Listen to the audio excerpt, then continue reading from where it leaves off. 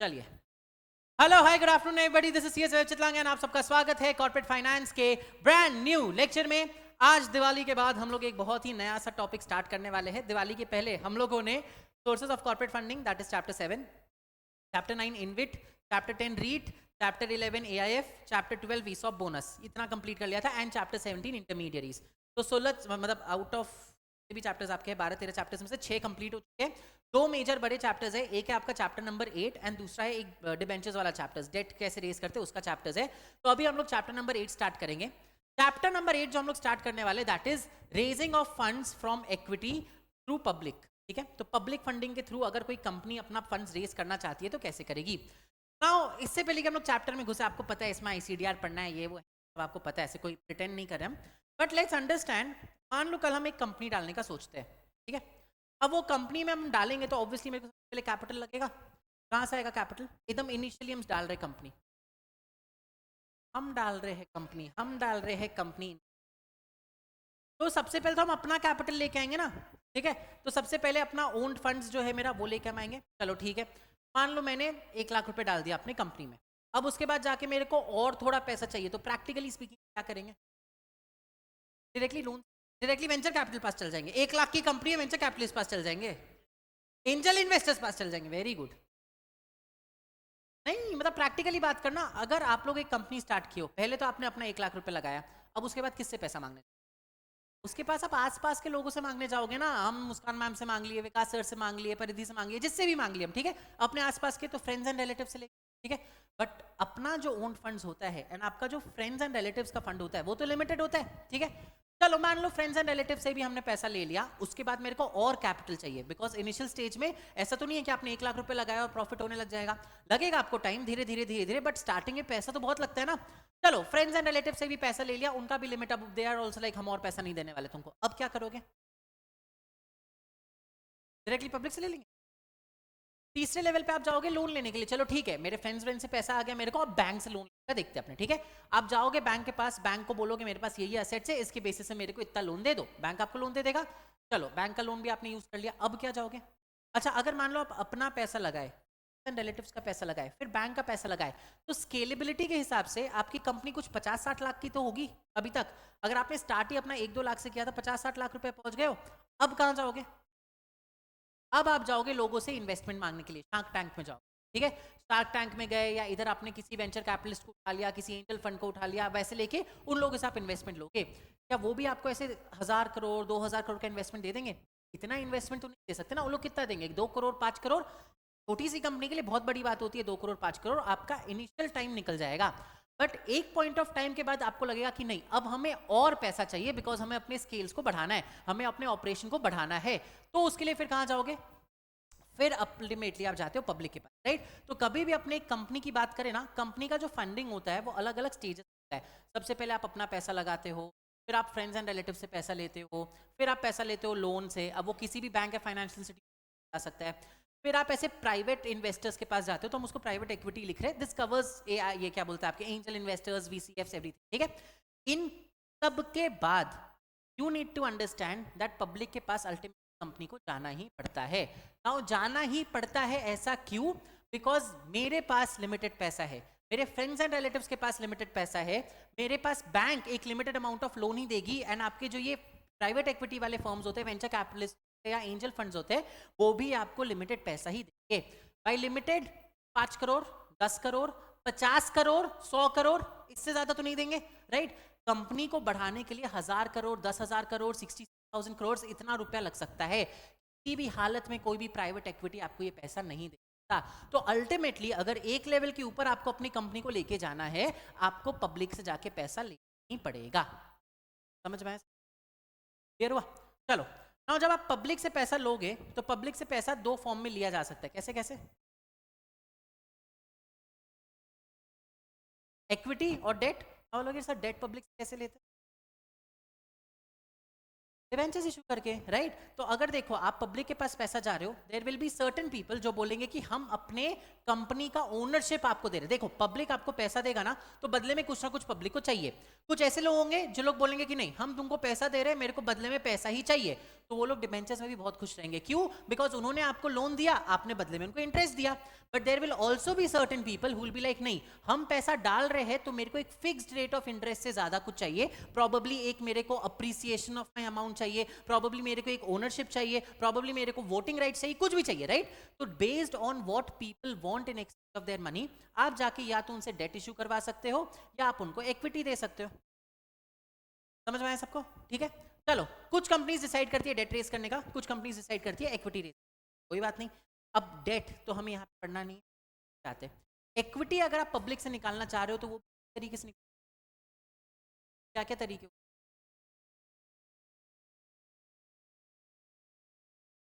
ये सब बहुत पहले ही आ जाओ। हम पब्लिक से इक्विटी लेना चाह रहे हैं, मेरे पास दो ऑप्शन है।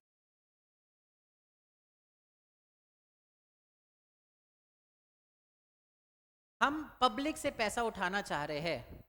अच्छा, मेरे को मान लो 100 रुपए चाहिए, ठीक है? या तो मेरे पास एक ऑप्शन है कि हम जाके ईशान से स्पेसिफिक रुपया मांगे कि ब्रो मेरे को 100 रुपए दे दे, या फिर हम आप सबको बोले मेरे को 100 रुपए चाहिए, मिला जुला के आप लोग किस चीज के पास भी 100 रुपए दे दो। हम सेम कंपनी भी जाके कर सकती है पब्लिक में। तो क्या हो गया ये दो तरीका? एक होता है प्राइवेट प्लेसमेंट और दूसरा होता है पब्लिक। समझ में आया? तो अगर आप पब्लिक की बात करना, पब्लिक इशू, पब्लिक इशू, ठीक है? अब डिफरेंस आप सबको पता है, इतना तो आप लोग पढ़ के आए हो। अगर हम कोई स्पेसिफिक इंसान के पास जाके बोल रहे तुम मेरे को पैसा दे दो, then that is private placement. आपने प्राइवेटली लोगों को बोला जाके कि मेरे को ये पैसा चाहिए, आप लोग दे दो। बट अगर आप इन जनरल पब्लिक में जा रहे हो और जनरली पब्लिक को बोल रहे ब्रो पैसा चाहिए मेरे को, तो आप उसको फिर पब्लिक इशू बोलते हो, जहां पे anybody can come and invest in your company. समझ में आया? और ये मेजरली मोटा मोटी आपका तरीका होता है एक कंपनी पैसा किस किस उठा सकती है, ठीक है? अब हम लोग जो सब्जेक्ट पढ़ रहे हैं उसका नाम है कॉर्पोरेट फाइनेंस, एक कंपनी का फाइनेंस के तरीके, ठीक है? हम लोग सब पढ़ते हैं इसमें, सब अलग अलग चैप्टर में है। फॉर एग्जाम्पल अगर आप लोन की या डेट की बात करो, तो हम अभी आपको बताए ना दो बड़े चैप्टर्स है, एक आईसीडीआर एंड एक दूसरा डेट रेस करने का, ये दोनों वहां कवर हो जाएगा। अगर आप पी की बात करो तो हम लोग का एआईएफ वाला पूरा चैप्टर था, वहां पे पूरा ये कवर हो गया था। इस चैप्टर में हम लोग स्पेसिफिक बात करते हैं इक्विटी पब्लिक इशू, ठीक है? मेजरली ऑफ कोर्स उसके बाद आपका राइट इशू वगैरह भी आता है, but all of that starts with equity का पब्लिक इशू, ठीक है? तो मेजरली अपने को बात करना है इक्विटी एंड उसके पब्लिक इशू से रिलेटेड। तो एक कंपनी के पास जो अलग अलग सोर्सेज ऑफ फाइनेंस होता है उसका एक बहुत बहुत छोटा सा पार्ट के बारे में हम लोग इस चैप्टर में पढ़ने वाले हैं, ठीक है? नाउ अगर हम लोग लॉ के पर्सपेक्टिव से बात करें तो लॉ के हिसाब से जो लॉ हमारे लिए रेलेवेंट है that is SEBI ICDR regulations 2018, ठीक है? पहले था ये 2009 का। अब जो 2009 का आईसीडीआर अगर आप निकाल के देखो, बहुत ही कॉम्प्लेक्स लैंग्वेज था उसमें, बहुत ही टेढ़ा मेरा कुछ भी लिखा हुआ था, मतलब अच्छे अच्छे सीएस को भी समझ में नहीं आता था कि बोलना क्या चाह रहा है। एंड प्रॉब्लम क्या होता है ना, अगर आप कोई कॉम्प्लेक्स लैंग्वेज यूज करो, इट्स नॉट दैट मेरी इंग्लिश अच्छी होगी तो मेरे को समझ में आ जाएगा, उतना सा ही प्रॉब्लम है। प्रॉब्लम आ जाता है जब आप कॉम्प्लेक्स टर्म यूज करते हो ना, तो उसके 100 इंटरप्रिटेशन हो सकते हैं। अगर कोई चीज स्ट्रेट फॉरवर्ड लिखी गई है उसका एक ही इंटरप्रिटेशन होगा, बट कोई चीज घुमा फिरा के लिखो ना तो उसको 10 तरीके से इंटरप्रेट किया जा सकता है। तो पहला प्रॉब्लम वॉज कॉम्प्लेक्स लैंग्वेज की वजह से लोगों को समझ में ही नहीं आता था, और जिन लोगों को समझ में आता था वो अपना अपना इंटरप्रिटेशन लेके बैठे हुए थे। तो उसके बाद वो सब चीज को सॉर्ट करने के लिए हम लोगों ने 2017 में कमेटी बनाई। कमेटी को बोला कि यार प्लीज आईसीडीआर को थोड़ा सा सिंप्लीफाई करो, उसके लैंग्वेज को सिंप्लीफाई करो। क्यों? बिकॉज एक तो लोगों को समझ ही नहीं आता, एंड दूसरा समझ में भी आता तो अपने हिसाब से लोग कुछ भी समझ लेते हैं। उस चक्कर में पूरा आईसीडीआर को रिवैम्प किया गया एंड आपका SEBI issue of capital and disclosure requirements regulation 2018 लाया गया। समझ आया? कि पूरे चैप्टर के अंदर अपने को आईसीडीआर रेगुलेशन ही पढ़ना है, ठीक है? अब जब आपका एक regulation specific chapter is very specific to ICDR, right? तो जब एक रेगुलेशन के ऊपर इतना बड़ा चैप्टर दे दिया तो पहले रेगुलेशन क्या है, कैसे है? तो ये है आपका आईसीडीआर रेगुलेशन। आज बस अपने डिस्कस करें, जब अपने नोट्स पे जाएंगे तो समझ, ये आपका आईसीडीआर रेगुलेशन ऑब्वियसली सेबी ने इशू किया in regulation, SEBI ICDR regulation 2018 का नाम है, ठीक है? अब ये रेगुलेशंस को अगर आप देखो ना तो ये रेगुलेशंस अलग अलग चैप्टर में डिवाइड किया गया है। चैप्टर 1 प्रिलिमिनरी, प्रिलिमिनरी में आपको शॉर्ट टाइटल एक्सटेंड बताते हैं, डेफिनेशन बताते हैं, ठीक है? चलो ये हमारे लिए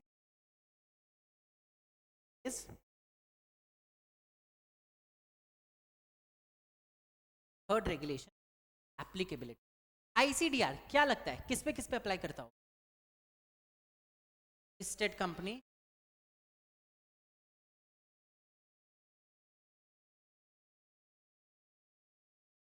ओके एक एक कर सब पे करते। तो I am not bad, I am not a for ICDR. Yes academy is not the bad, yes academy is not a wilful. ICDR apply कर, जिनके सिक्योरिटीज या डेट सिक्योरिटीज लिस्टेड है उन पे आईसीडीआर अप्लाई कर। जिनको भी नया इशू करना है publicly propose to listed companies, companies who propose to listed और प्रपोज टू आईसीडीआर अप्लाई किस पे? अच्छा एक बात बताओ, चलो let's clear this out. There are two regulations जो सबसे इंपॉर्टेंट होते हैं, आईसीडीआर एंड एलओडीआर। अच्छा आईसीडीआर का फुल फॉर्म क्या है? Issue of capital and disclosure requirements, ठीक है। एलओडीआर का फुल फॉर्म क्या है? Listing obligations and disclosure requirements, ठीक है। अब दोनों में प्राइमरी डिफरेंस क्या है? आप लोग जो बोल रहे हो ना कि ICDR will apply to a propose company, that's true for LO, not for ICDR. By LODR एक लिस्टेड कंपनी के ऑब्लिगेशन बताता है कि जब तक आप लिस्टेड हो आपको ये ऑब्लिगेशंस फुलफिल करते रहना पड़ेगा। आज कोई कंपनी 10 साल पहले लिस्ट हो गई थी, उसको आज भी एलओडीआर फॉलो करना पड़ेगा। कब तक फॉलो करना पड़ेगा? जब तक वो लिस्टेड है तब तक फॉलो करना पड़ेगा। It does not apply to ICDR. ICDR is a very specific regulation which talks about issue.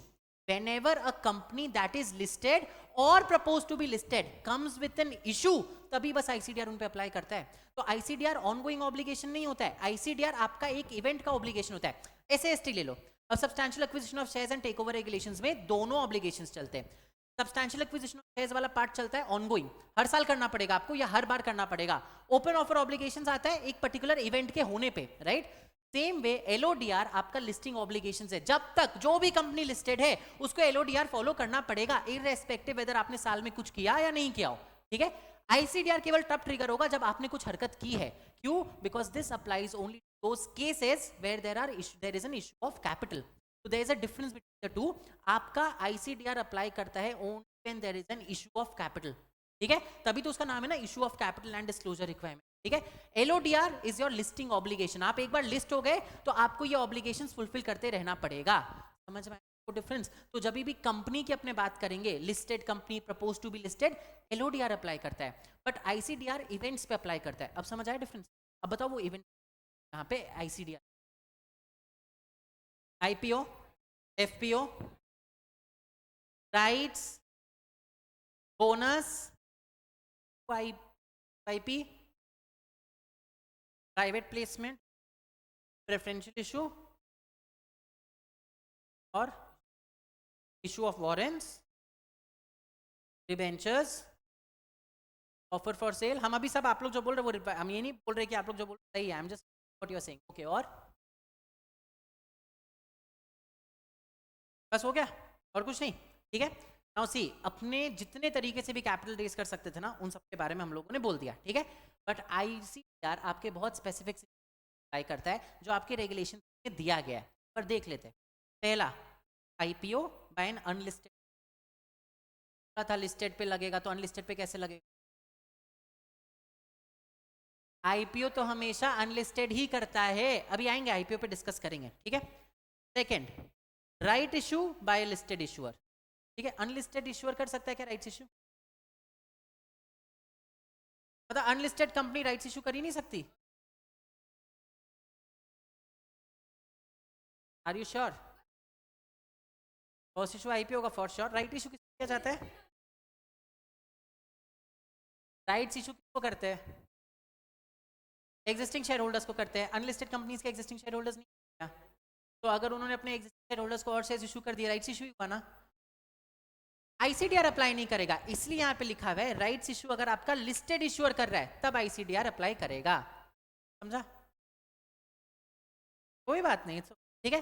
Next है एफपीओ। अच्छा आईपीओ में लिखा अनलिस्टेड, एफपीओ में लिख रहा है लिस्टेड, वाई? क्योंकि जब भी अनलिस्टेड कंपनी लिस्ट होना चाहती है वो आईपीओ करेगी, बट जो ऑलरेडी लिस्टेड है वो आगे जाके और कैपिटल इश्यू करना चाह रही है तो उसको एफपीओ बोलते हैं। एफपीओ का फुल फॉर्म क्या होता है? फर्दर पब्लिक ऑफर या फॉलो ऑन पब्लिक ऑफर, दोनों होता है, दोनों होता है, does not make any difference, दोनों होता है, ठीक है। उसके बाद प्रेफरेंशियल इशू, कोई भी लिस्टेड कंपनी प्रेफरेंशियल इशू कर रही है तो आईसीडीआर अप्लाई होगा। अनलिस्टेड कर सकती है क्या प्रेफरेंशियल? अप्लाई नहीं आईसीडीआर, बट कर सकती है, ठीक है। Then qualified institute placement, what is qualified institute?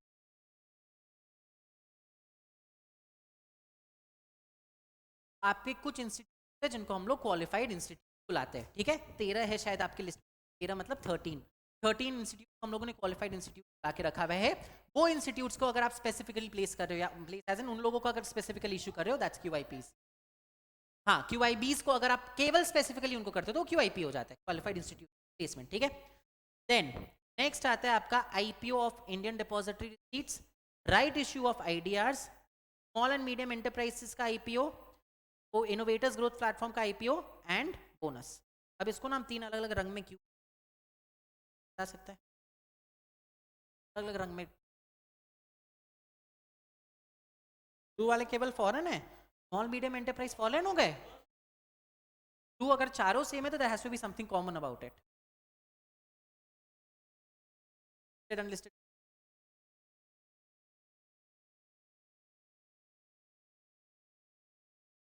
Smart smart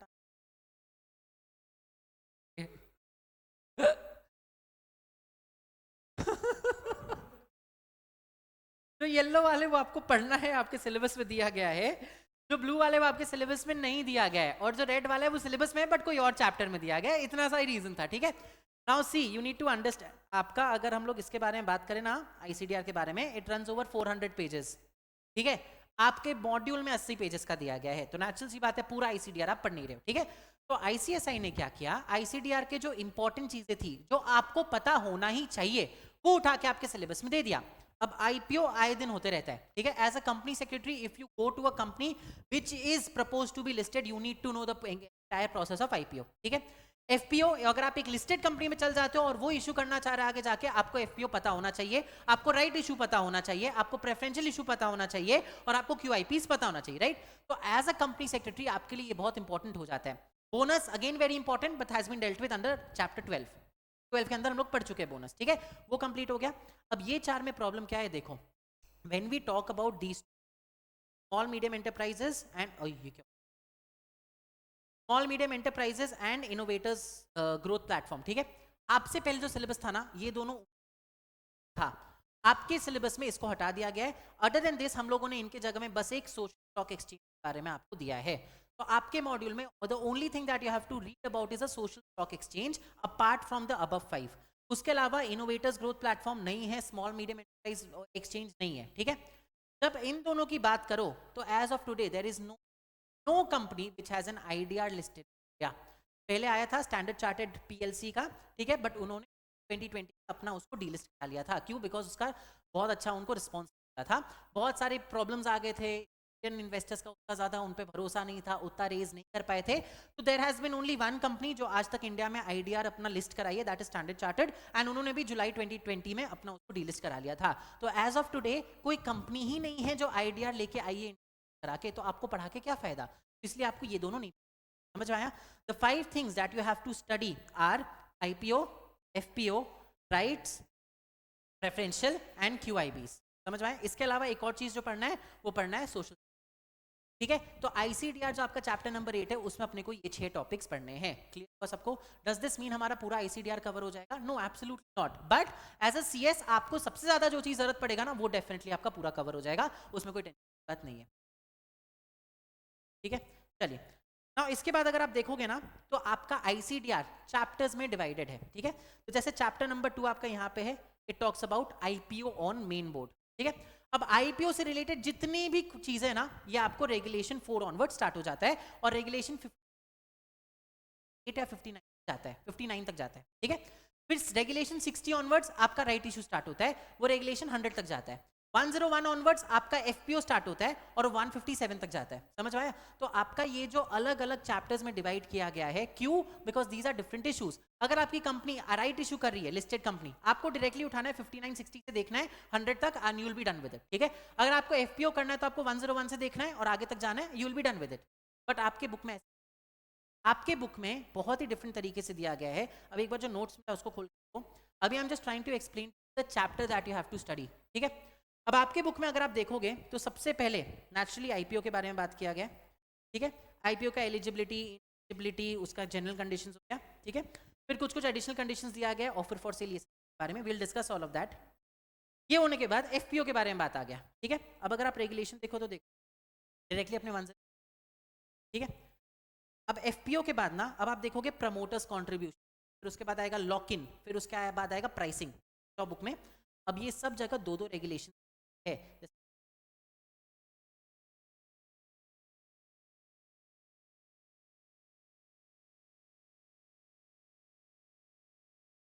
तो आईपीओ में आपका रेगुलेशन 4 से लेके रेगुलेशन 59 तक था, तो हमेशा याद रखना कहीं पे भी regulation 4 to 59 about IPO, 101 to 157 कुछ है अबाउट एफपीओ।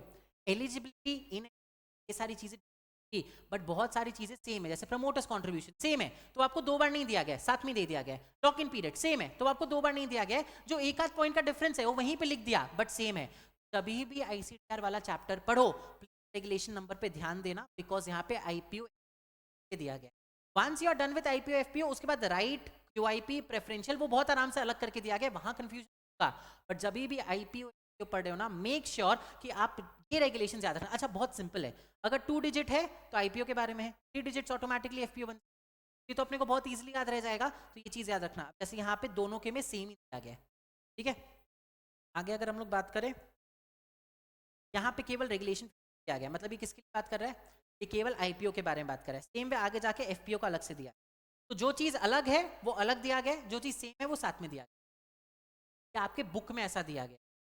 लॉजिकली अगर मेरे को कोई आईसीडीआर ड्राफ्ट करने बोला तो हम आईपीओ के बाद एफपीओ ही देते in the regulations also, but उन्होंने आईपीओ के बाद राइट्स दिया है फिर एफपीओ दिया है। क्यों ऐसा क्यों? कि आईसीडीआर रेगुलेशन पहले आईपीओ के बारे में सब चीज दिया, फिर उसके बाद वाला चैप्टर राइट्स के बारे में। कोई लॉजिक नहीं है इसके पीछे यार, ये वही है, समझ में आया? तो आईपीओ राइट्स फिर एफपीओ है, अपने आईपीओ एफपीओ फिर राइट्स पे जाएंगे। यहां तक क्लियर है? तो हमारा चैप्टर का पूरा जो लेआउट है वो आपको समझ में आया? पक्का? चलिए, now let's talk about types of issues.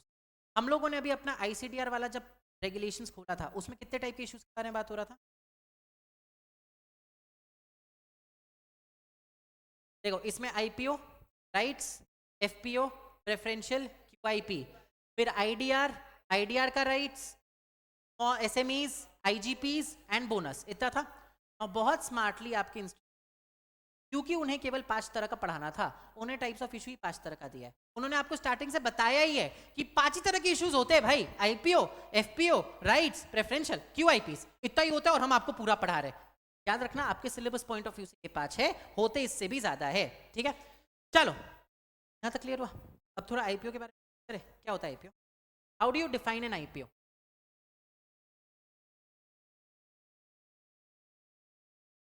When the company issues,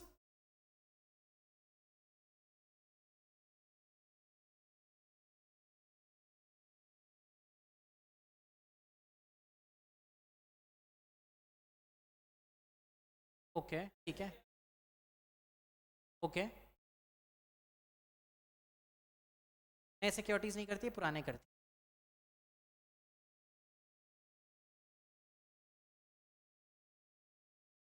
When an unlisted company issues shares for the first time, it's an IPO.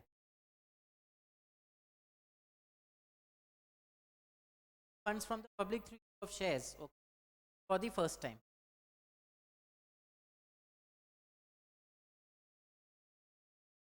Unlisted companies of shares first time issue करके, that कोई भी company public को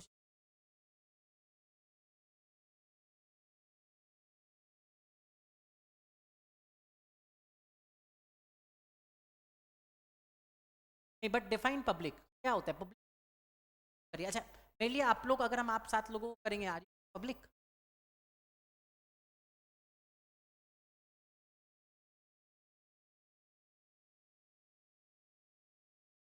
ठीक है? When you से when an unlisted company issues shares to the public for the first time, an IPO. I am telling you this. There is one for raising funds, obviously shares और क्यों करेंगे अपने? An unlisted company issuing shares for the first time to the public is an IPO. क्या आपने बोला?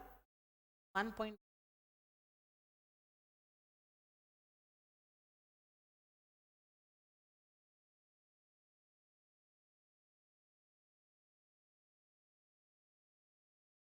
है ना, public आ गया उसमें।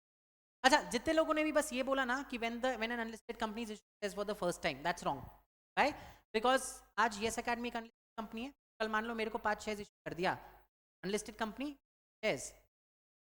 अगर आपने टू द पब्लिक नहीं बोला, केवल बस इतना बोला कि when an unlisted company issues shares for the first time, it's an IPO, that's wrong। it public तो आपको देना ही पड़ेगा, साथ में एक और चीज आता है वहां, क्या आता है? in order to get listed या फिर on the stock exchange। when an unlisted company issues shares for the first time to the public in order to get listed या फिर issue shares for the first time to the public on the stock exchange, that's an IPO। that's the complete definition। मतलब but वो complete definition मतलब not a complete definition।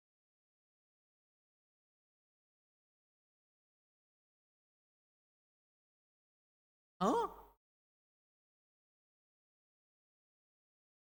Normal issue of share, that's not IPO.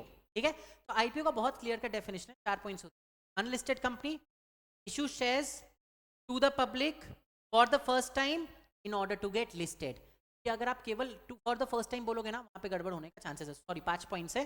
Unlisted company issue shares to the public for the first time in order to get listed या फिर on the stock exchange. तो ये 5 points आके आपके IPO का definition बनाते हैं।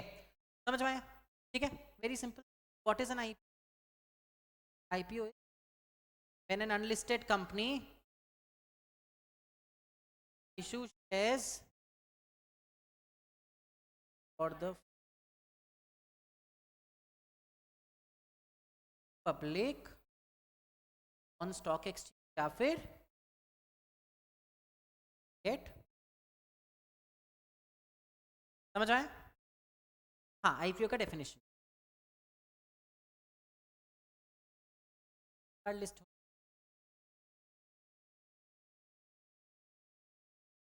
याद रखना, if you are saying when company issue shares for the IPO, that's absolutely wrong. ठीक है, आपको ये दो चीज को डालना ही पड़ेगा, द पब्लिक आना ही चाहिए।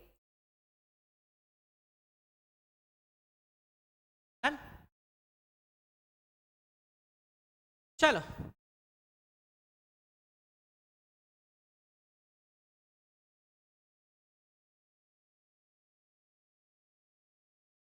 हो गया, आईपीओ क्या है समझ में आया? चलो अब ये अकेडमिकल आईपीओ लेके आ रही है। ठीक है, आप पब्लिक को हम लोग बोले कि आप लोग पैसा दो, हम लोग आपको शेयर देंगे। पढ़ाई अभी तुम, यस अकेडमी आईपीओ लेके आ रही है। आईपीओ में आप लोग सबने 1000 रुपए डाले, बदले में कुछ लोगे कि नहीं लोगे? 1000 रुपया फ्री फॉर का दे दोगे, कुछ इंस्ट्रूमेंट लोगे ना। इंस्ट्रूमेंट क्या होता है? शेयर्स ही होता है। ठीक है, वो शेयर्स कैसे,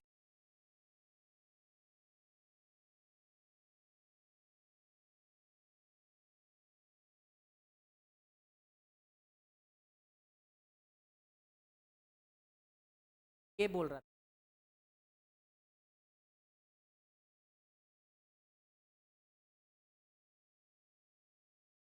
रुको रुको रुको, यहाँ थोड़ा कंफ्यूज सुनो। अब यस अकेडमी है, ठीक है। यस अकेडमी करेंटली 5 शेयर हो, ठीक है। बस बोला चिराग चोटरानी, मुस्कान, 5 शेयर होल्डर है। अब हम लोगों ने सोचा कि हम लोग जाएंगे पब्लिक से पैसा लेने, कंपनी को लिस्ट करेंगे। क्या करेंगे हम? क्या कराना पड़ेगा मेरे को? कंपनी को लिस्ट कराने, पब्लिक से पैसा रेज करना। अरे उस प्रोसेस को क्या बोलते हैं? आईपीओ करना पड़ेगा। तो हम जा रहे हैं आईपीओ कराने के लिए, ठीक है। सब लोगों ने मेरे को 1000 रुपए दिए, तो हमको बदले में उन्हें क्या देना पड़ेगा? शेयर्स देना पड़ेगा। ये शेयर्स आएंगे, क्या क्या हम लोग नए शेयर्स इशू करेंगे या ये जो 5 एग्जिस्टिंग शेयर होल्डर्स है वही अपने होल्डर को डाइल्यूट करेंगे? Right now all of them hold 20%। Right now all of them hold 20% each. ठीक है, तो एक ऑप्शन है या तो वो लोग अपने में से 5-5% निकाल के दे दे, ठीक है। दूसरा ऑप्शन है वो अपना 20-20% के जितने भी नंबर ऑफ शेयर्स थे वो रखेंगे, बट कंपनी और एक्स्ट्रा शेयर्स इशू कर देगी, जिससे परसेंटेज वाइज उनका ऑब्वियसली कम होगा बट नंबर ऑफ शेयर्स कम नहीं होंगे।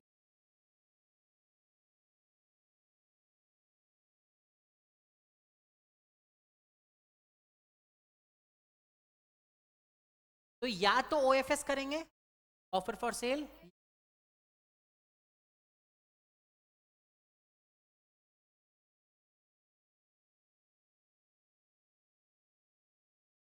अच्छा पहले अपने ये टर्म समझते हैं, what is an OFS, what is offer for cell. ये जो आपके pre issue existing share holders थे वो अपना ही थोड़ा थोड़ा शेयर्स निकाल के पब्लिक को बांट दिए, that is offer for cell. What is fresh issue, कि इन लोगों के पास जो 2000 शेयर्स थे पहले से उनको हम लोगों ने छुआ भी नहीं, इनके 2000 शेयर्स वैसे के वैसे, हम लोगों ने एडिशनल 5000 शेयर्स नए इशू कर दिए और उसको पब्लिक को दे दिया, दैट्स फ्रेश इशू। आईपीओ के टाइम पे क्या कर सकते हो, ओएफएस करना होता है या फ्रेश इशू करना होता है? कितने लोग बोल रहे हैं फ्रेश इशू करना होता है कंपल्सरली? तो हम तो केवल फ्रेश इशू का पूछ रहे हैं। ओके, कितने लोग बोल रहे हैं ओएफएस करना होता है कंपल्सरली, जो एग्जिस्टिंग है वही देंगे? ओके, कौन लोग, कितने लोग बोल रहे हैं दोनों में से कुछ भी कर सकते हो, आइदर ऑफ द टू? कितने लोग बोल रहे हैं दोनों मिक्स करके भी कर सकते हैं? क्या बोलते हैं? Composite, right. आपकी कंपनी अगर जा रही है शेयर होल्डर्स से पब्लिक में पैसा लेने के लिए, पब्लिक से पैसा लेके शेयर होल्डर्स बनाने के लिए, they have 4 options, actually 5 options, ठीक है। They have 4, no they have 3 options, wait. पहला हम कॉम्बिनेशन बनाते दिमाग, या तो आप ऑफर फॉर सेल कर लो। What is offer for sale? जो हम लोग एग्जिस्टिंग 2000 शेयर्स थे ना, सबने अपने 200 शेयर्स निकाले और पब्लिक में बांट दिया, ठीक है, that is offer for cell. दूसरा फ्रेश इशू, हम लोगों ने बोला कि हम लोग अपना एग्जिस्टिंग एक भी शेयर होल्डिंग कम नहीं करने वाले हैं, जो करना है कर लो। कंपनी ने बोला ठीक है मत करो, हम लोग नए शेयर इशू कर देंगे। ऑथराइज शेयर कैपिटल तो होगा मेरा कुछ, अगर ऑथराइज शेयर कैपिटल में थोड़ा भी बैंडविड्थ बचा था उतना इशू कर देंगे, नहीं तो ऑथराइज शेयर कैपिटल रिवाइज कर लेंगे। समझ में आया? तीसरा ऑप्शन होता है दोनों का मिक्स करके, हम लोगों ने बोला हम लोग भी अपने थोड़े थोड़े शेयर्स देंगे, लेकिन हम लोग केवल 200 शेयर्स देंगे। अब एक बात बताओ, 5 लोगों ने 200 शेयर्स निकाले, कितना शेयर्स हुआ? 1000 शेयर्स। 1000 शेयर्स के लिए कोई आईपीओ करता है क्या? तो आप मेरा 1000 शेयर्स तो बेचोगे ही पब्लिक को, साथ साथ में आप कुछ अपने 1000 शेयर्स या 4000 शेयर्स और नए इशू करोगे। जब आप दोनों मिला के करते हो उसको बोला जाता है कॉम्पोजिट इशू। अच्छा प्रैक्टिकली क्या चलता होगा?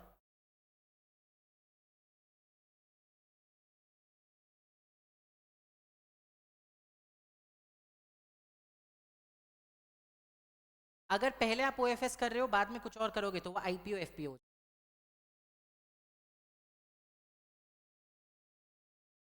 क्या चलता है? सबसे कॉमनली कॉम्पोजिट, सबसे रेयर फ्रेश, पूरा फ्रेश इशू, ठीक है। आई विल शो यू, देखो ये अभी कुछ के रीसेंट अपने आईपीओ से जो आ रहे हैं, ठीक है। टेर, गांधार, टाटा टेक और इंटर रिन्यूएबल, चारों का शायद अभी तक स्टार्ट नहीं हुआ है, कल से है, ठीक है। प्रोटीन का वाला सारा हो चुका है, ठीक है। अब सबका आपने देख, आपका सेलो का है, पहले हुआ था सेलो में, देखो बस एब्सोल्यूट पूरा full fledged offer for cell लिखा हुआ है, दिख रहा है सबको? टाइप ऑफ ऑफर देखो यहाँ पे, type of offer, offer for cell, fresh issue size not applicable, पूरा ऑफर फॉर सेल के थ्रू हो रहा है, ठीक है। चलो उसके बाद नेक्स्ट देख, ये भी पूरा ऑफर फॉर सेल के थ्रू है, ये देखो ये पूरा का पूरा फ्रेश इशू के, there is no offer for sale, ऐसा भी होता है। एंड देन उसके बाद तो सारा का सारा आपको शायद देखो, type, fresh issue and offer for cell, आपने बता दिया कि हम कितने तक का फ्रेश इशू करने वाले हैं और कितने तक का ऑफर फॉर सेल करने वाले हैं। अच्छा हमने एग्जैक्ट नहीं बताया, हमने बोला size of fresh issue up to X number of equity shares up to 290 2920 million, up to क्यों लिखा हुआ है? अप टू क्यों लिखा हुआ है?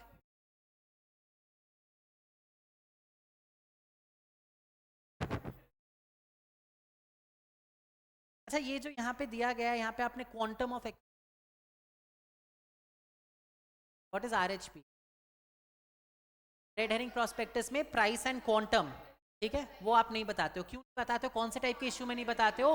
बुक बिल्डिंग इशू में नहीं बताते हो। What is book building issue? हम लोग आते हैं, पहले एक बार एग्जांपल्स देख लो तो आपको समझ में आया what I am trying to tell you guys. जैसा भी ये टाटा का बोल रहा था, टाटा पूरा का पूरा ऑफर फॉर सेल, ठीक है, तो दोनों तरह का हो सकता है। मेजरली ऑफर फॉर सेल या कॉम्पोजिट आपको देखेगा, फ्रेश बहुत रेयर होता है। अगर आप ये स्टार्टिंग के कुछ IRM तक देखो तो सारों में 1 2 5 6 13 14 में केवल एक फ्रेश, बाकी या तो पूरा ऑफर फॉर सेल है या पूरा कॉम्पोजिट। समझ में आया सबको? ठीक है, तो option is on the company. Company अपने एग्जिस्टिंग के साथ बैठेगा, उनसे पूछेगा कि हमें कैपिटल की और जरूरत है, हम जा रहे हैं पब्लिक के पास, क्या आप लोग अपना डाइल्यूट करने वाले हो होल्डिंग, या आप लोग डाइल्यूट करना चाह रहे हो? अगर करना चाह रहे हो तो आप लोग अपने शेयर्स उठा के बेच दो, वो ऑफर फॉर सेल बन जाएगा। नहीं तो हम फ्रेश इशू कर देंगे, वो भी चलेगा। अगर आप चाह रहे हो थोड़ा सा आप दो, थोड़ा सा फ्रेश इशू करे, वो भी चलेगा, उसको कॉम्पोजिट इशू बोलते हैं। तीनों ऑप्शन दिया गया है to the company. Of course offer for sale के लिए कुछ एडिशनल कंडीशंस होते हैं जो अपने को आगे पढ़ना है। Right now I am giving you just an overview. समझ में आया सबको? समझ में आया सबको? चलिए ठीक है, अभी हम लोग कर रहे हैं बात, ठीक है। चलो अब वापस आ जाते हैं यहाँ पे। अब आपने सोचा कि हम शेयर्स इशू करेंगे, ठीक है। शेयर्स इशू करने के लिए ना दो तरीके के इशू है, ये सब आप लोग पढ़ के आए, आई am just revising it with guys कि अगर थोड़ा कॉन्सेप्ट हिला डुला है तो वो, ठीक है। चलो ना एक बात बताओ, हम ये बॉटल आपको बेचना चाह रहे हैं, क्या प्राइस होगा इस बॉटल? हम बोल रहे हैं 80 रुपीज, 80 में बेचेंगे, फिक्स्ड है। अच्छा एक बात बताओ, when will you ready to, as a consumer हम लोग कब ज्यादा,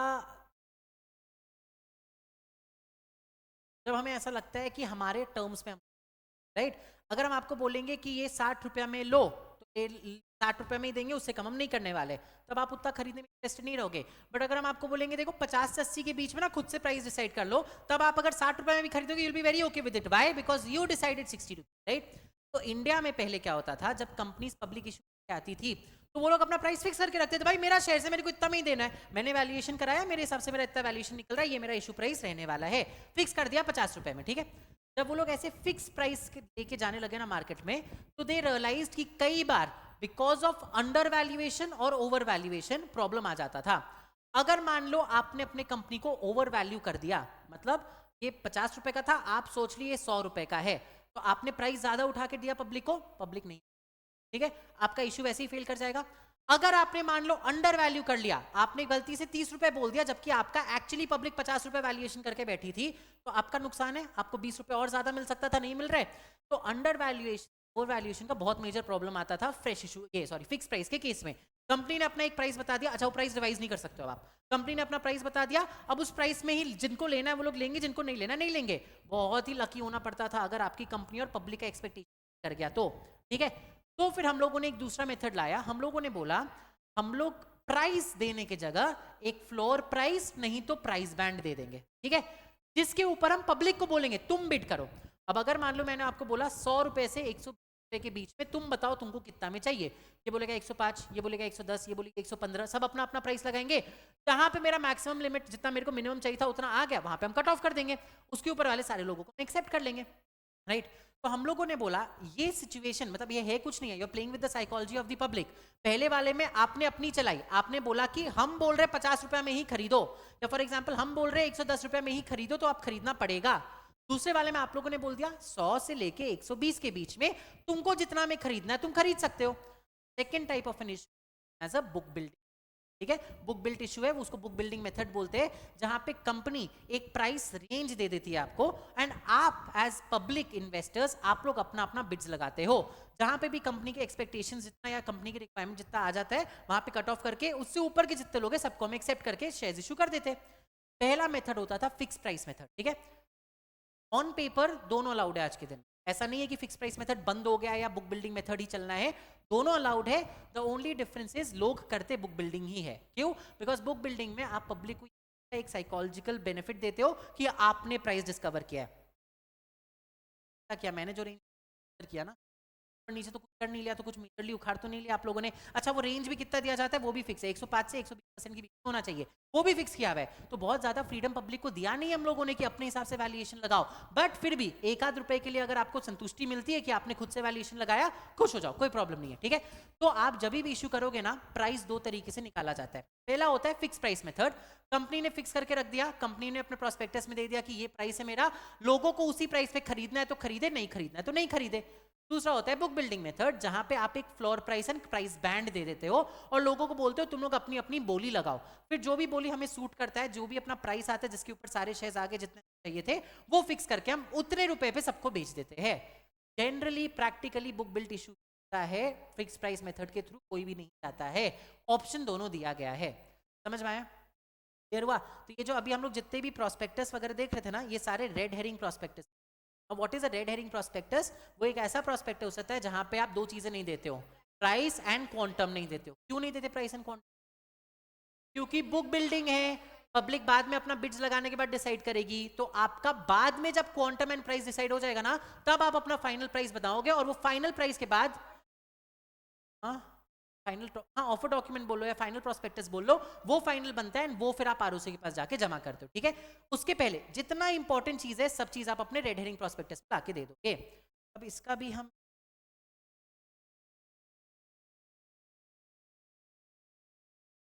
चलो कहिए,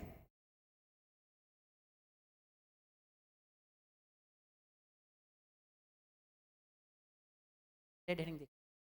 अच्छा सेलो का this is the red herring, ठीक है। पहले उन्होंने ये प्रोस्पेक्टस जमा किया आरओसी एंड सेबी के पास। अब यहां पे अगर आप देखो,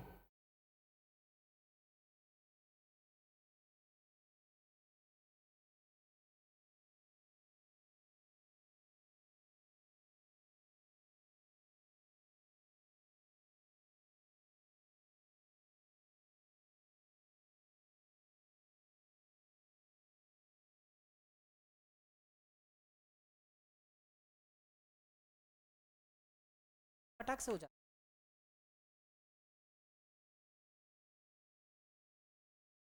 ओ हाँ, आना था, पहले नहीं बोला जा रहा था।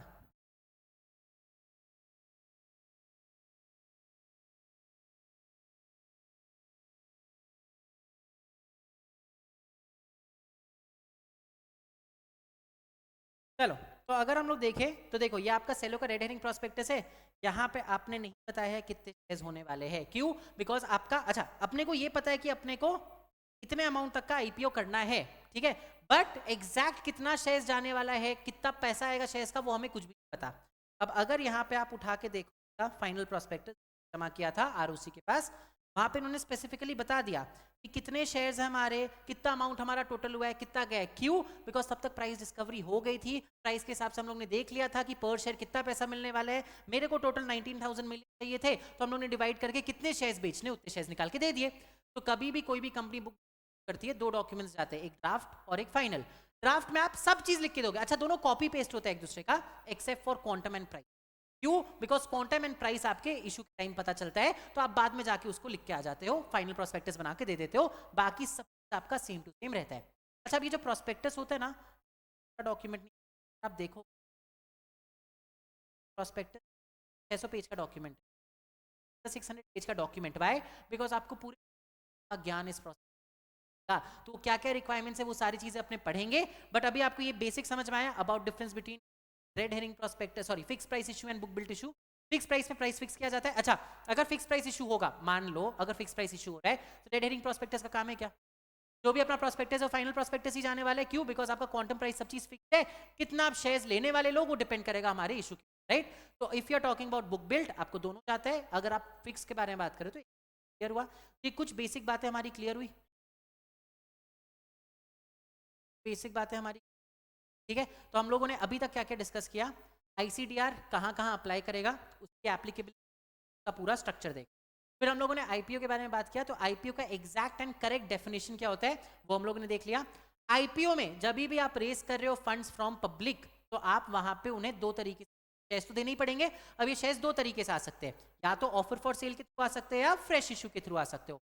या तो केवल ऑफर फॉर सेल हो सकता है, केवल फ्रेश इशू हो सकता है, या दोनों मिक्स होके भी हो सकते हैं कॉम्पोजिट। हम लोगों ने बहुत सारे एग्जांपल्स उसके देख लिए।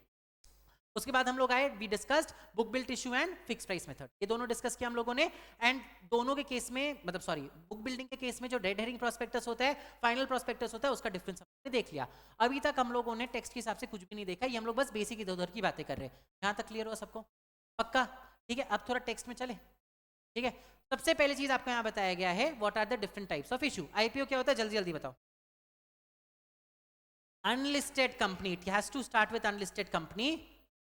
जब फर्स्ट टाइम शेयर्स इशू कर रही है to the public order to get listed, is known as public issue, IPO. ठीक है, एफपीओ क्या होता है? जब एक लिस्टेड कंपनी वापस से एक इशू करती है पब्लिक को। अच्छा एक बात बताओ, मेरी एस एकेडमी थी, ठीक है, हम लोग के पास ऐसे 1000 शेयर्स थे, ठीक है, इसमें से 200 शेयर्स मैंने बाईबैक किया और फिर वही शेयर्स उठा के वापस बेच दिया, दैट बी एन 1000 शेयर्स हम लोगों ने इशू किया था, ठीक है, 1000 शेयर्स में से मैंने 100 शेयर्स बाईबैक किए और फिर वही 100 शेयर्स जाके इशू कर दिए, कर दिया। आप ये कर नहीं सकते, बस हम लोग बाईबैक क्यों करते हैं? कंपनी के पास आइडल कैश पड़ा हुआ है, एक्स्ट्रा कैश पड़ा हुआ है, तो आप अपनी लायबिलिटीज कम करने के लिए बोलते हो बाईबैक करके शेयर्स खत्म करो। अब अगर आप बाईबैक के तुरंत बाद एक और इशू कर रहे हो, मतलब कंपनी को पैसे की जरूरत है, कब करते अपने इशू? जब कंपनी को पैसे की जरूरत होती है ना। जब कंपनी को पैसे की जरूरत थी तो फर्स्ट प्लेस तो बाईबैक क्यों किया? कि इशू करना बहुत सस्ता काम नहीं होता है, इशू करने में बहुत ज्यादा पैसा लग जाता है। अगर मान लो एक आपका 1000 करोड़ का कोई इशू हो ना, तो उसमें से 8 to 10% आपका इशू कॉस्ट लगता है। मतलब 1000 करोड़ में 80 करोड़ तक तो आपका इशू कॉस्ट है, और उसमें से भी 8 to 10% में से 5% तो आपका चला जाता है मर्चेंट बैंकर के पास। But in any case 8 to 10% आपका इशू कॉस्ट है, तो इतना वापस आप कॉस्ट क्यों इनकर कर रहे हो? अल्टीमेटली तो आपके शेयर होल्डर्स बेयर करने वाले उस चीज को, तो इसलिए हम लोगों ने ये चीज अलाउ ही नहीं किया कि बाईबैक करो फिर इशू करो, बाईबैक करो फिर इशू करो। This is not allowed in India at all. समझ आया? What is the right issue? जब एक लिस्टेड कंपनी अपने एग्जिस्टिंग शेयर होल्डर्स को स्पेसिफिकली फ्रेश शेयर्स इशू करती है, तब that is known as a right issue. अच्छा एक बात बताओ, मेरी कंपनी थी, कंपनी है, मैंने अपने शेयर होल्डर्स को टोटल 5000 रुपए के राइट इशू किया। राइट इशू है कि नहीं है? 5000 का कैपिटल रेज सोचा, हाइपोथेटिकल 5000 से हम लोगों ने शेयर्स को कैपिटल रेज करने का सोचा। मान लो 1 रुपी पर शेयर फेस वैल्यू हम लोगों ने सोचा, हम लोग इशू वाले हैं, हम लोगों ने बोला 5000 रुपीज कैपिटल रेज अपने raising money from my right issue होना चाहिए, होना चाहिए ना? बात बताओ, 5000 के लिए पूरा ICD does not make sense, पूरा आईसीडीआर उससे करवाना। अपने राइट इशू की बात करते हो, ये अपने डिटेल में पढ़ने वाले हैं, याद रखना 50 करोड़ से ऊपर का अगर राइट इशू होगा तभी आईसीडीआर आता है, चाहे आप लिस्टेड हो या ना हो, मतलब सॉरी चाहे आप लिस्टेड हो ना हो तो आता ही नहीं है। तो if I am a listed issuer, if I am doing a right issue for 40 crores, not be covered by ICDR. If I am an unlisted issuer and I am doing a right issue of 40 crores, it will not be covered under ICDR. If I am an unlisted issuer, I am doing a right issue of crores, will it be covered under ICDR? No, because I am an unlisted issuer. How will it be covered under ICDR? तो unlisted issuer का तो कभी ICDR में cover होगा ही नहीं। Listed issuers का right issue जब तक 50 करोड़ का ना हो तब तक आईसीडीआर में कवर नहीं होता है। ये अपने को डिटेल में आगे पढ़ना है, बस अभी हम लोग राइट इशू डिस्कस कर रहे थे तो हम आपको बता दिए। समझ में आया सबको? वापस इधर आ जाइए। फिर प्रेफरेंशियल अलॉटमेंट क्या होता है? तुम ऊपर ऊपर से बताओ क्योंकि डिटेल में आगे पढ़ना ही है। जब एक लिस्टेड कंपनी एक स्पेसिफिक सेट ऑफ पीपल को शेयर्स इशू करती है तो उसको हम लोग प्रेफरेंशियल अलॉटमेंट बोलते हैं। एंड लास्ट है क्यूआईपीज, जब एक listed entity qualified institutional buyers को शेयर्स इशू करती है, स्पेसिफिकली उनको करती है, तो उसको क्यूआईपी बोला जाता है। सिंपल, ये 5 चीजें हम लोग को डिटेल में आगे जाके पढ़नी है। यहां तक के ज्ञान में कोई भी कंफ्यूजन? पक्का? ठीक है, तो एक बात बताओ, मेरी कंपनी चाह रही है ऑफर फॉर सेल करने का और फ्रेश इशू साथ में करने का, कर सकते हैं क्या आईपीओ में? ओके, केवल ऑफर फॉर सेल करना चाह रही है, कर सकते? ऑफर फॉर सेल करना चाह रहे, कर सकते?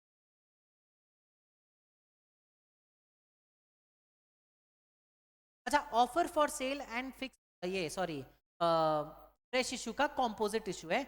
I am saying offer for sale हम फिक्स प्राइस के थ्रू करेंगे एंड फ्रेश इशू हम बुक बिल्डिंग के थ्रू. क्या जब एक इशू हो रहा है तो एक ही मेथड करना पड़ेगा. तो या तो पूरा का पूरा बुक बिल्डिंग मेथड से करो या पूरा का पूरा फिक्स प्राइस के मेथड से करो.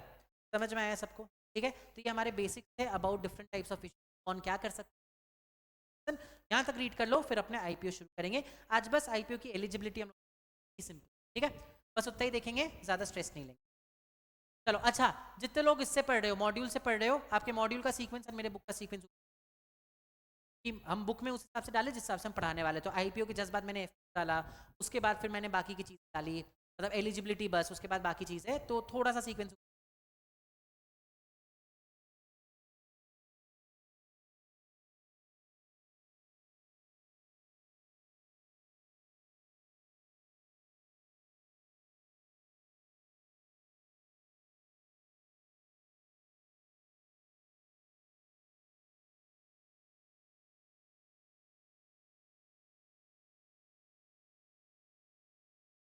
हाँ एब्सोल्युटली. चलो रीड कर लो यहाँ तक, फिर अपना आईपीओ शुरू कर. है नहीं यहाँ तक रीड करने का. आईपीओ में घुसते के साथ हम लोग जो पहला टॉपिक पढ़ने वाले हैं दैट इज बहुत बार पूछा गया है, एलिजिबिलिटी. अगर आप आईपीओ करना चाह रहे हो तो आपकी एलिजिबिलिटी क्या क्या है. अच्छा, when it comes to IPO and FPO, ICDR दो चीज बोलता है. एक एलिजिबिलिटी बोलता है, अच्छा इन एलिजिबिलिटी, दोनों बोलता है. अब दोनों में डिफरेंस क्या. अच्छा पहले अपने इन एलिजिबिलिटी पढ़ते हैं, ठीक है. इन एलिजिबिलिटी अगर आप पढ़ लोगे ना तो आपको समझ में आ जाएगा. आई am not in, does that mean हम कल जाके आईपीओ कर ले? नहीं ना. तो आपको negative conditions and positive conditions दोनों दिए गए. आपको नेगेटिव कंडीशन से बचना है एंड पॉजिटिव कंडीशन करना है, तभी आप आईपीओ कर सकते हो. ठीक है. देखो फटाक से अपना आईपीओ को देख ले. सबसे पहले रेगुलेशन 5 में दिया गया है entities not eligible make an IPO. कौन कौन सी एंटिटीज आईपीओ नहीं कर सकती है. सबसे पहला, अच्छा जो जो हाईलाइट करते करते जाना. अच्छा नीचे देखोगे आप पूरा एक पेज का स्पेस आ गया है, ठीक है. यहाँ पे अपने को चार्ट बनाना है. अभी जो अपने आईपीओ के बारे में पढ़ेंगे पूरा का मिला के कंसोलिडेटेड एक पेज का चार्ट, ठीक है. तो वो अपने बनाएंगे, बट पहले यहाँ पे आ जाओ. चलो, कौन कौन सी एंटिटीज आईपीओ नहीं कर सकती है. सबसे पहले, अगर कोई भी कंपनी, ठीक है, का promoter, promoter group, selling share holder. What is the sharing? Offer for cell में जो इंसान अपना शेयर बेच रहा होता है उसको सेलिंग शेयर होल्डर बोलते हैं, ठीक है. इन लोगों में से कोई भी इंसान डीकार्ड है फ्रॉम सेबी. तो मान लो मेरी एक कंपनी थी, मैंने एंड अरशद वारसी ने साथ में मिलकर बनाया था उस कंपनी को, both of us are the promoter and that company go into an buy, because Arshad Warsi is debarred from the securities market. So हम लोग दोनों, मतलब हम लोग वो आईपीओ कर ही नहीं सकते. समझ में आया सबको? सेकंड आता है, ये एक इंसान है, लेट्स से, अब ये है कंपनी और ये है बी, ठीक है. Company A is called from, ये इंसान इसका भी है. कंपनी बी कर सकती है क्या आईपीओ? नहीं कर सकती. If a company has been debarred from the securities market has a common director और a promoter as of you, then you are also in for an IPO. तो इसको इंग्लिश में कैसे बोलते हैं? If any of the promoters और directors of the issuer is a promoter और director of any other company which is debarred from accessing the securities market. यहाँ पे क्या ये प्रमोटर खुद से डिस्क्वालिफाइड था, डीबार्ड था?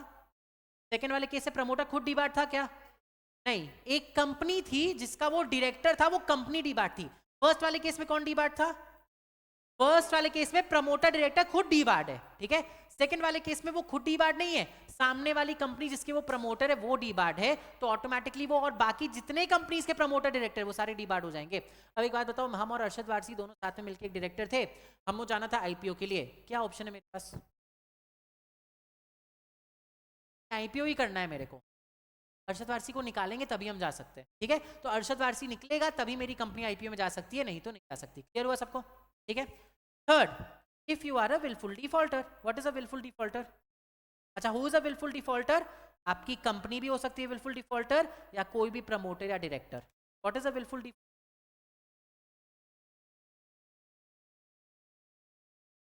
कहाँ लिखा हुआ है व्हाट इज?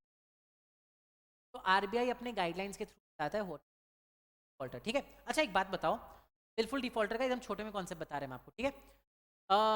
आज मान लो मैंने एचडीएफसी बैंक से लोन लिया, अब हम एचडीएफसी बैंक को लोन का पैसा रीपे कर रहे हैं, उसके पीछे दो ही रीजन हो सकते हैं। क्या दो रीजन? या तो मेरे पास पैसे नहीं है, या फिर इंटेंशन, पैसे है लेकिन इंटेंशन नहीं है, ठीक है। अगर मेरे पास पैसे नहीं है रीपे करने के लिए, तो उस केस में हम क्या कहलाएंगे? इंसॉल्वेंट कहलाते हैं। तो अगर कोई बोरोवर ऐसा है जिसके पास पैसे नहीं है रीपे करने के लिए, that person is known as an insolvent, ठीक है। सेकेंड केस में, if I have the money, I have the means, but I don't have the intention to repay, हम इंसॉल्वेंट तो नहीं कहला सकते, राइट, बट मेरे को कुछ तो आपको कहलाना पड़ेगा क्योंकि मैंने किया तो गलत है। तो इसमें क्या कहलाता है? विलफुल डिफॉल्टर, जानबूझ के डिफॉल्ट किया। इंसॉल्वेंट के केस में ओनली डिफॉल्टर, बिकॉज उसने जानबूझ के नहीं किया, उसका कंडीशन ऐसा हो गया कि उसे डिफॉल्ट करना पड़ा। समझ में आया? तो अगर पैसे नहीं है और फिर रीपे नहीं कर पा रहे हो, यू आर एन इंसॉल्वेंट। पैसे होने के बावजूद रीपे नहीं कर रहे हो, you are a wilful defaulter. दोनों इक्वली गलत है। For that matter wilful defaulter ज्यादा गलत है। इंसॉल्वेंट के पास तो हालात ऐसे कि वो पे नहीं कर पा रहा, विलफुल डिफॉल्टर तो बदमाशी से पे नहीं कर रहा, तो वैसे लोगों को भी हम अलाउ नहीं करेंगे to be come for an IPO. अच्छा विलफुल डिफॉल्टर आपका, अच्छा इंसॉल्वेंट एक इंडिविजुअल भी हो सकता है, कंपनी भी इंसॉल्वेंट हो सकती है क्या? हो सकती है ना। तो सेम वे विलफुल डिफॉल्टर भी एक इंडिविजुअल भी हो सकता है, कंपनी भी हो सकती है, इसलिए कहा गया if the issuer or any of its promoters or directors is a willful defaulter. Next, if any of the promoters or directors is a fugitive offender. What is a fugitive? fugitive कब use करते? भगौड़ा, लिख लो वहां पे भगौड़ा। तो नीरव मोदी जिस जिस company के director promoter थे नहीं हो सकता, विजय माल्या जिस जिस कंपनी के डायरेक्टर प्रमोटर नहीं हो सकता उनका आईपीओ। वाई? अगर आपका कोई भी प्रमोटर या डायरेक्टर एक भगौड़ा निकला तो आप कंपनी जा सकती है। अच्छा दोनों में डिफरेंस देखना, विलफुल डिफॉल्टर के केस में आपका लिखा गया if the issuer or any of its promoters is a wilful defaulter. Fugitive offender में तो नहीं लिखा गया इफ द इशुअर। क्यों ऐसा? कंपनी थोड़ी भागेगी, इंसान भाग सकता है ना, कंपनी थोड़ी इंडिया छोड़ के भाग जाएगी। तो यहाँ पे issue an issue, a company can never be a fugitive offender, right. यहाँ पे केवल डायरेक्टर और प्रमोटर लिखा है। एंड द लास्ट बहुत ही उल्टा सीधा लैंग्वेज में आपके बुक में दिया गया, हम उसको करके लिखे है, अगर कंपनी के पास कोई भी कन्वर्टेबल सिक्योरिटीज है देन कंपनी नहीं कर सकती। सिंपल सा रूल है, if your company has any convertible securities, पैसा पैसा दे दो। कन्वर्टेबल सिक्योरिटीज को पैसा थोड़ी दिया जाता है।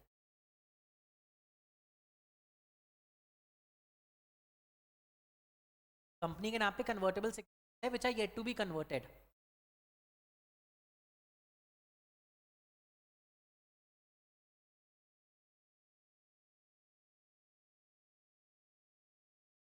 कन्वर्टेबल सिक्योरिटीज क्या होता है? जो अभी शेयर्स के फॉर्म में नहीं है बट आगे जाके शेयर्स के फॉर्म में होने वाले हैं, ठीक है। अच्छा मान लो मैंने एक ऐसा कोई इंस्ट्रूमेंट किया जो आगे जाके शेयर्स वाला है, वो भी मेरे शेयर कैपिटल में, तो जब कन्वर्ट होगा तब दिखेगा, ठीक है। लेकिन ऑब्लिगेशन है कन्वर्ट कराने का। अब मेरे को अगर पब्लिक को कैपिटल ऑलरेडी कम है, ऑप्शन ना, हम पहले सबको वारंट इशू कर देंगे, पहले सबको ऐसे कर देंगे इशू, बोलेंगे बाद में कन्वर्ट करते हैं आईपीओ के बाद। आईपीओ में लोगों को हम बता ही नहीं रहे कि ये कन्वर्ट होने वाले, तो धोखाधड़ी का आपका चांसेस बढ़ जाता है। इसलिए सिंपल सीधी बोला गया है, अगर कंपनी के नाम पे एक भी कन्वर्टेबल सिक्योरिटी है which has not been converted, तब आप आईपीओ नहीं कर सकते हो। सिंपल भाषा में आईपीओ करने के पहले जितने सिक्योरिटीज कन्वर्टेबल थे सबको कन्वर्ट करना पड़ता है। दिस ऑल्सो ऑप्शन, ठीक है। तो ऑप्शंस के बारे में हम लोग ने पढ़ा था, स्टॉक वाला चैप्टर में पढ़ा था। तो एम्प्लॉय स्टॉक ऑप्शन होता है। आज मान लो मैंने आपको ग्रांट किया, आपने एक्सेप्ट किया, तो आप पे ऑप्शंस वेस्ट हो गए। एक साल बाद जाके हम उसको करने वाले एक्सरसाइज, और वो एक साल के बीच हम आईपीओ नहीं कर पाएंगे, तो फिर कंपनीज तो ईसॉप ही करना बंद कर देगी। समझ रहे हम क्या बोल रहे हैं? आपने अच्छा ईसॉप के केस में भी option will get converted into a security, ठीक है, that is also convertible security. तो options will also get covered under this. अच्छा हम लोग को ये बात पता है कि आपका granting period, vesting and exercise, इन तीनों के बीच में गैप होता है। मान लो वेस्ट हो गया ऑप्शन आपके नाम पे, एक्सरसाइज होने वाला है एक साल बाद 2025 में, मतलब अभी से लेके एक्सरसाइज के बीच कंपनी आईपीओ कर ही नहीं सकती, because there is an option that has been vested but not yet converted. ये तो गलत हो जाएगा ना, क्योंकि फिर कंपनीज ईसॉप करना बंद कर देगी। वॉट इफ अभी हम एक साल का ईसॉप करके बैठ गए और 6 महीने बाद मेरे को आईपीओ करने का मन किया, हम तो अटक जाएंगे। यहाँ पे दो एक्सेप्शन, पहला एक्सेप्शन है अगर कंपनी का नाम पे ईसॉप्स है वो एग्जेम्प्टेड है, रहेगा तो भी कोई प्रॉब्लम नहीं है, कंपनी आईपीओ कर सकती है, ठीक है।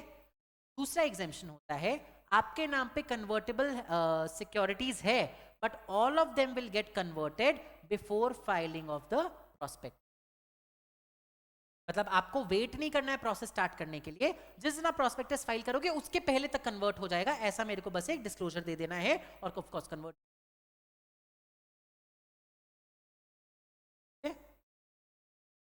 कन्वर्टेबल सिक्योरिटीज का नुकसान क्या होता है ना, यहाँ पे there is a huge chance कि आप इसको कर सकते हो।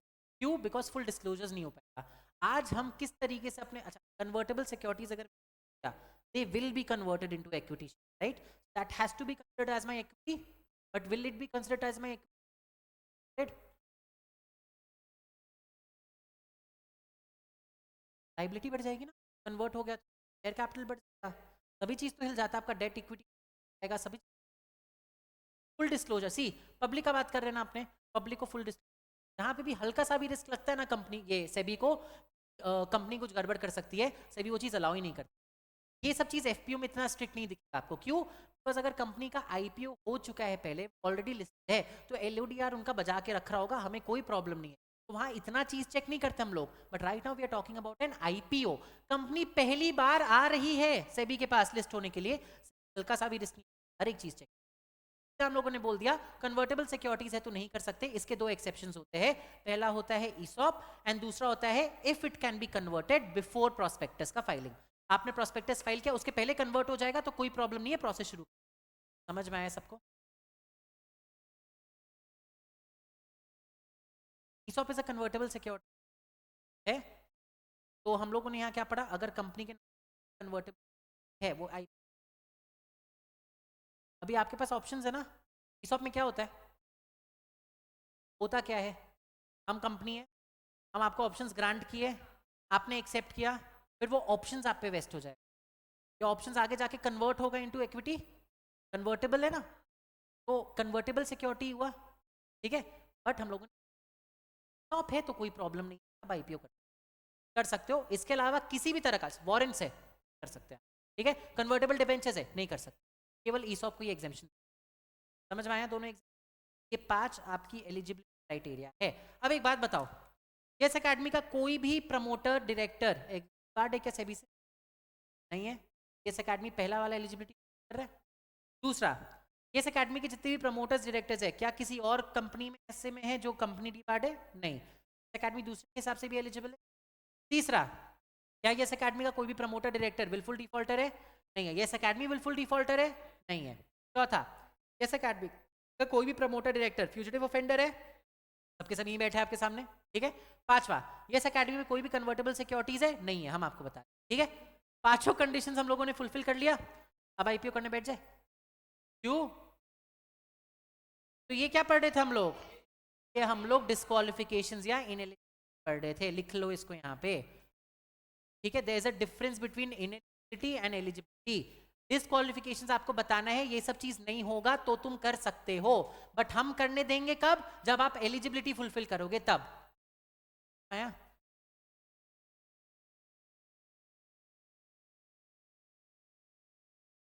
तब तक नहीं कर सकते जब तक कन्वर्ट नहीं करते, एग्जैक्टली उर्वी, तब तक आप नहीं कर सकते आईपीओ जब तक कन्वर्टेबल सिक्योरिटीज कन्वर्ट ना हो जाए, वेट करना पड़ेगा। तो एक्सेप्शन क्या है, ईसॉप, एंड दूसरा अगर कन्वर्जन प्रोस्पेक्टस के पहले हो ही रहा है तो प्रॉब्लम क्या है?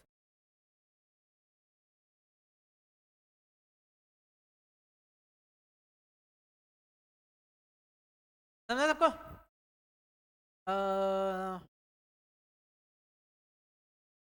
तो एक बार ये देख ही लेते हैं, ठीक है।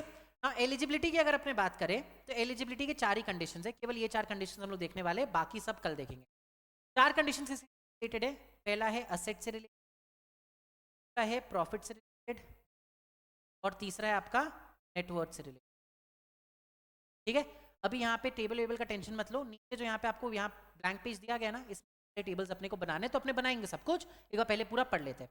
हाँ, ये 3 एलिजिबिलिटी क्राइटेरिया क्या क्या है। पहला, जो भी नेट टैंजिबल असेट्स है एटलीस्ट 3 करोड़ का होना चाहिए in each of the preceding years. मतलब क्या?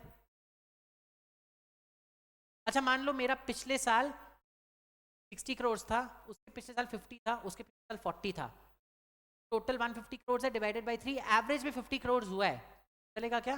नॉट एलिजिबल, बिकॉज यहाँ स्पेसिफिकली आ गया है of the preceding.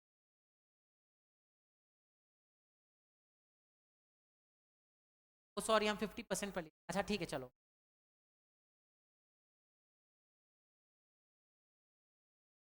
To crore, 3 crore, 4 crore eligible है क्या? नहीं होंगे, क्यों? बिकॉज इवन तो मेरा एवरेज देखो तो एवरेज निकल रहा है मेरा 3 करोड़, एवरेज 3 करोड़ का निकल रहा है मेरा, बट ईच ईयर में है क्या? नहीं है। तो पहला आपका net tangible assets minimum 3 crore का होना चाहिए in each of the preceding 3 full years. Automatically average आ ही जाएगा ना, अगर सब साल 3 साल से ज्यादा है तो, ठीक है। तो ये पहले हम क्यों एवरेज वाला पॉइंट ले, बिकॉज पहले दिस वाज एवरेज, पहले ईच के जगह लिखा गया था एवरेज, तो पिछले 3 साल में एवरेज आपका 3 करोड़ होना चाहिए था, अब हम लोगों ने ईच कर दिया, हर में होना पड़ेगा। तो अगर एवरेज के हिसाब से चलो तो ऐसे सिचुएशन भी एलिजिबल हो जाता था, बट अब नहीं हो पाएगा, क्योंकि आपका चाहे यहाँ पे 4 होना हो, आपका हर में मिनिमम 3 तो होना ही चाहिए। समझ में आया? ठीक है। अब जितना भी आपका नेट टैंजिबल एसेट है उसमें से 50% से ज्यादा मॉनिटरी एसेट्स नहीं हो सकता, 50% से कम ही मॉनिटरी एसेट्स होना चाहिए। मान लो आपकी कंपनी ऐसी है जिसमें 50% से ज्यादा मॉनिटरी एसेट्स में होता है, तो आपको ये दिखाना पड़ेगा कि आपने प्रॉपर कमिटमेंट्स दिए कि जो एक्सेस मॉनिटरी वो कहाँ पे यूटिलाइज हो जाएंगे। तो अगर मान लो मेरा नेट टैंजिबल एसेट्स था 5 करोड़ का, ठीक है, जिसमें से 2 करोड़ मेरा फिक्स्ड एसेट्स है और 3 करोड़ मेरा मॉनिटरी एसेट्स है, 50% ज्यादा हो गए मॉनिटरी एसेट्स, बट हम ये चीज दिखा पा रहे हैं कि out of these 3 crore my 2 crore is gonna be used in some XYZ investment, ठीक है ना, फर्म कमिटमेंट्स दिया गया है, या फिर 2 crore is being used to get some acquired some factory, हम दिखा रहे हैं कि मेरा 2 करोड़ इस पर्टिकुलर फैक्ट्री के लिए अभी नेगोशिएशन चल रहा है, कॉन्ट्रैक्ट साइन होने वाला है, तब अलाउड है, ठीक है। तो फर्स्ट रूल क्या है, आपका 3 करोड़ का मिनिमम हर साल में एवरेज नेट टैंजिबल एसेट्स होना चाहिए, जिसमें से मैक्सिमम कितना मॉनिटरी एसेट्स हो सकता है? 50% हो सकता है। मान लो 50% से ज्यादा मॉनिटरी एसेट्स है, तो जो भी एक्स्ट्रा हुआ 50% से ऊपर, उसके लिए आपको फर्म कमिटमेंट्स है खर्चा करने के लिए आपको दिखाना पड़ेगा। हो सकता है ना कि मैंने पैसा जमा करके रखा था, एक फैक्ट्री खरीद, IPO आ गया, तो भाई हम खरीदने वाले फैक्ट्री, ऐसा नहीं है वेस्ट हो रहा है मेरा पैसा, बट टाइम लग रहा है रजिस्ट्री या कुछ भी, तो अगर आपने फर्म कमिटमेंट्स बना के रखे तो चलेगा। असेंट समझ में आया? Crore years max 50% in monetary. Profit पे आ जाओ, तो आपका net sorry average operating profit 15 crore का होना चाहिए इन द पास्ट 3 years। और डिफरेंस,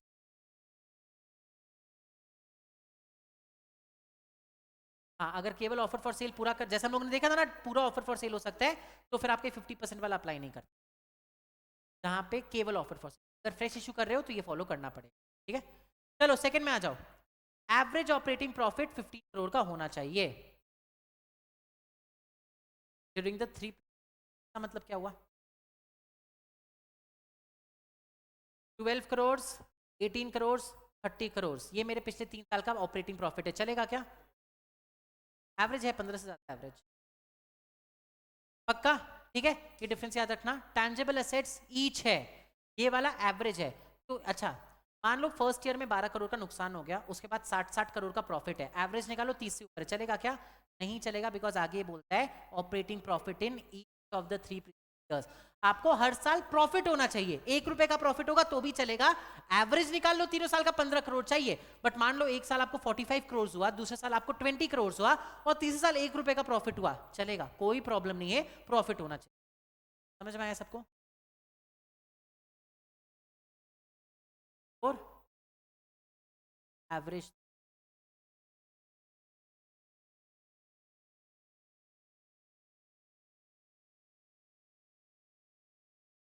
समझाइए।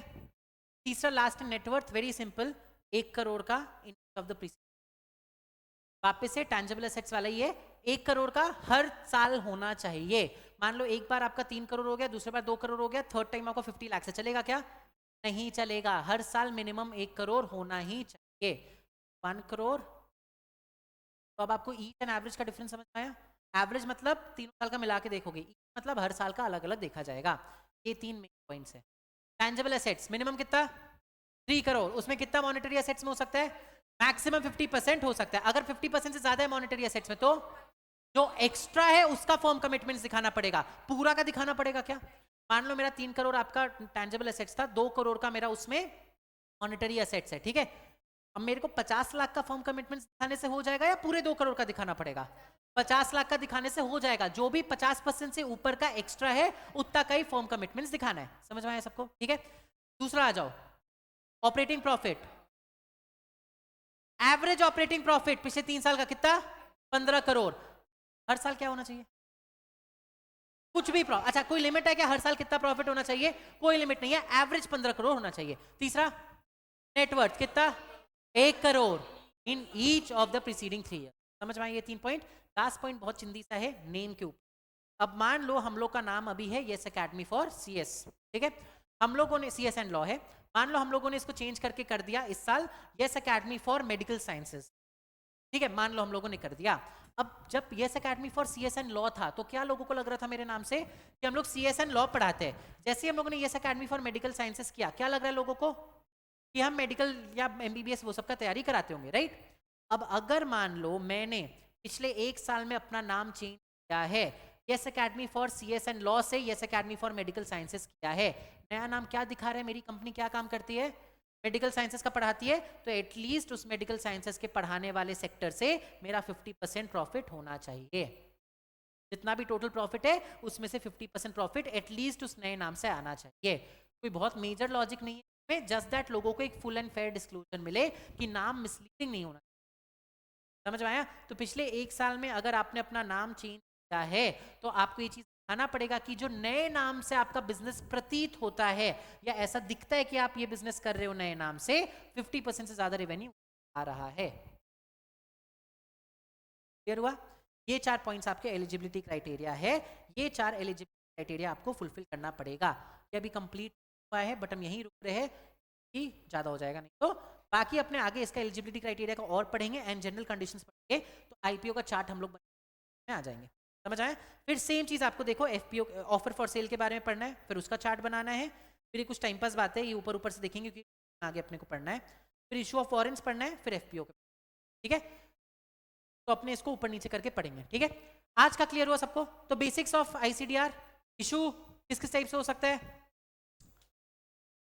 IPO, FPO, preferential, QIP, right, SME या आईजीपी, ये सब हो सकता है। अपने को 5 ही पढ़ना है लेकिन, ठीक है। अब उसमें से हम लोग जब आईपीओ स्टार्ट करते हैं, आईपीओ में 2 तरह से शेयर्स आते हैं, ओएफएस एंड फ्रेश इशू, ठीक है। 2 तरीके से प्राइस डिस्कवर होता है, बुक बिल्डिंग एंड फिक्स्ड। अच्छा एक और होता है ऑल्टरनेट बुक बिल्डिंग, उसके बारे में अपने कल पढ़ेंगे, ठीक है। तो फिक्स्ड एंड वो सब क्लियर हो गया अपने को। उसके बाद हम लोग आईपीओ में आए, आईपीओ कौन कौन कर सकता है, कौन कौन नहीं कर सकता है, क्लियर हुआ? बहुत ज्यादा हम लोगों ने पढ़ा नहीं है बट एक बेसिक आइडिया लग गया, पक्का? इतना रीड कर लो फिर अपने बंद। एलिजिबिलिटी क्राइटेरिया पढ़े? पढ़ा हुआ है सबका? चलो क्लियर हुआ सबको? आज सीआरबीआई है क्या? ऑब्वियसली, क्यों नहीं होगा? उसके बाद आईबीसी भी है, डोंट वरी। चलो हो गया सबका? ठीक है, चलिए। तो ऑन दिस नोट फिर आज के इस लेक्चर को हम लोग यहीं पे करते खत्म। आई थिंक आज तक का आपका कॉर्पोरेट फाइनेंस का सबसे लंबा लेक्चर है ये, 1 घंटा 18 मिनट्स का, ठीक है। चलो यहीं पे करते हैं लेक्चर खत्म, मिलेंगे आप सबसे कल सेम टाइम सेम प्लेस, तब तक के लिए हंसते रहिए, खुश रहिए।